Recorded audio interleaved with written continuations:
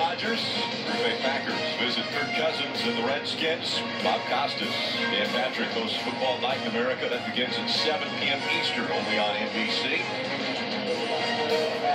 Moments ago, interesting here, Carl Edwards sitting in his car getting ready to go, and Jimmy Johnson comes up to chat with him. Jimmy doesn't advance into the third round. Carl does.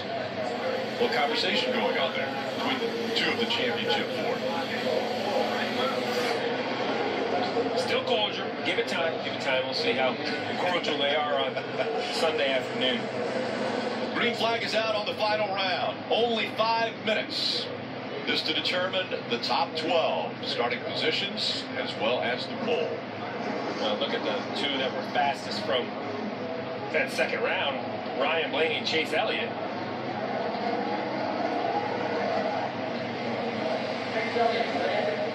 Blaney on his way toward the front. And looks like Denny Hamlin's going to go.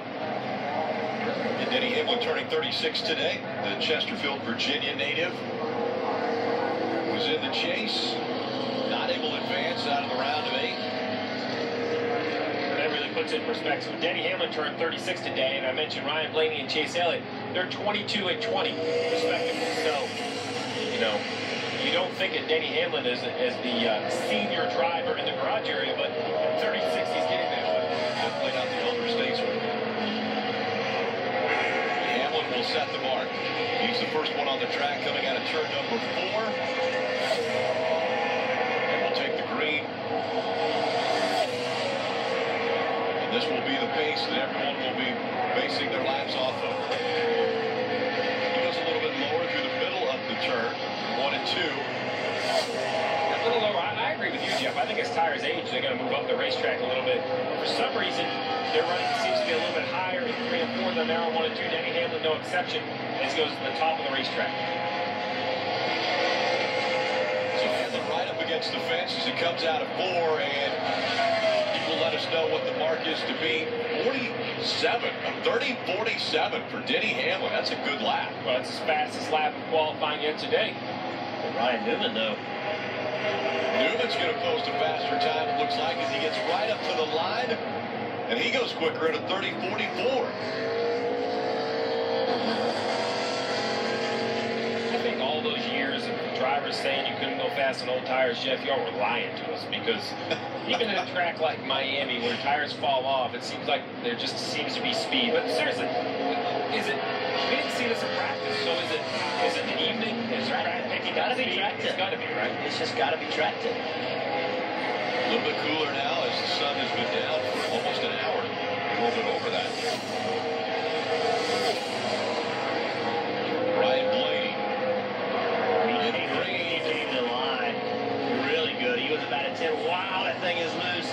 He's going to lose a lot of speed down the back straightaway. He had a great run into turn 1. See if he can gain any of that back. Stays up high and going the wrong direction. We'll see if he can back the turn up. He had his hands full. Blaney is third quickest of the 3. Kevin Harvick tracking in the green. First time he's ever been eliminated from this format last week in Phoenix. He doesn't want to be forgotten.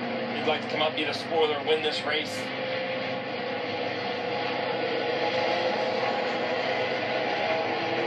And Harvick. Right-hand side of the screen. Harvick's in the green at a 30-39. So now Kevin Harvick is fastest. Edwards was way off on speed. He on the coming through turn 2. It looked like he had to get out of the throttle. Was way high. He is way off. This could be interesting because of Carl Edwards, who is the slowest. He could end up right with Logano and Johnson. Isn't that just how it works? It sure does. Here comes Kyle Busch. Let's see what he does. Well, Kyle Busch's lap isn't very good either. Although he's going to make a little time back here on exit, he can stay in the gas. He was able to lift early. And Kyle Busch. Wow, this is going to be great. He is 6th. Carl Edwards is 7th. And those two potentially could drop all the way down, and all 4 of the championship contenders could run nose to tail. A bigger story, did Carl Edwards have the water temperature to run 2 laps? You don't normally see these cars run 2 laps. Remember, you can't let the emotion emotion of the situation, make a bad decision. So, I mean, 2 laps on this engine right here with the grill tape solid. How hot did he get that engine? That could be something that we might be looking back on either tomorrow during practice or even Sunday during the race. He missed 3. He missed 1 and 2 so big. He was actually able to run quicker his second lap. Allmendinger, so far, is the only one slower than Edwards. Keselowski looks like he has a chance. He's at the top of 3 and 4, tracking in the green. How will he be able to carry that speed on exit? Lost a little bit through the middle of the turn, and he's second quickest. So now Tony Stewart, he's 11th. So all the chase guys, 9th, 10th, 13th. They are 2 rows apart. So now Jimmy Johnson, and that recovery that they had, looks even better, right? Absolutely. So this right here, we saw Carl Edwards have big trouble in turns 2. So everything was going good. Looks like he got right there. He had to get out of the battle, get in the throttle. Into the wall. And that is Homestead. Oh, you feel like the car's turning, and as soon as it quit turning, it seems like it gets this huge push off of turn 2. You just can't get the thing pointed. Kevin Harvick sits on the pole, wants to prove that he doesn't want to be forgotten. But think about this now. 9th, 10th, 13th, to 14th. We mentioned the pit stalls. They're not quite as clear when you get back that far. So now what crew chief? What crew chief has studied up? What crew chief will make the right decision? Remember, pit pick is done by qualifying order. All 4 of the chase guys will have to be a little bit later in the pit pick. Who will get a great stall or get fortunate enough to see who picks around you? Kyle Busch, Carl Edwards, they're going to start row 5. Joey Logano, Jimmy Johnson, they'll start row 7. Marty. Kevin Harvick with a smile on his face. You said you wanted to win this weekend. That's a good way to start the weekend, isn't it? Well, I'm really proud of everybody on our Jimmy John's Busch team for everything that they've done really the last 3 years. Everybody at Stewart-Haas Racing.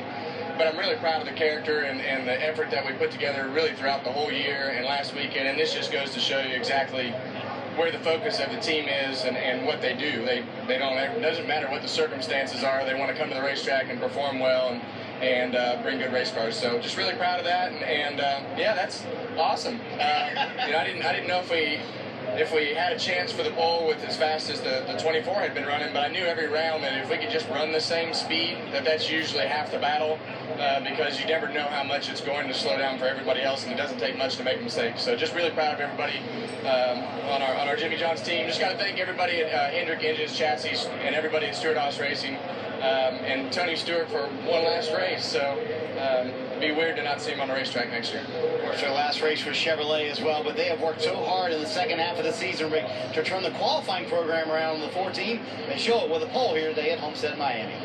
It's the 4th straight pole in 2016, won by a non-chaser. It's hard to say Kevin Harvick a non-chaser. We're going to hear from Kyle Busch and Carl Edwards next.